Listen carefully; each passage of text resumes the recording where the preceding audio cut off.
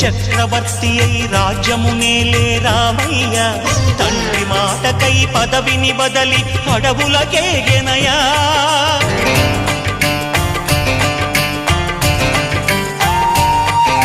మహిలో జనులను కావగ వచ్చిన మహావిష్ణు అవతారమయ ఆలిని రక్కసుడపహరించితే ఆక్రోశించెనయా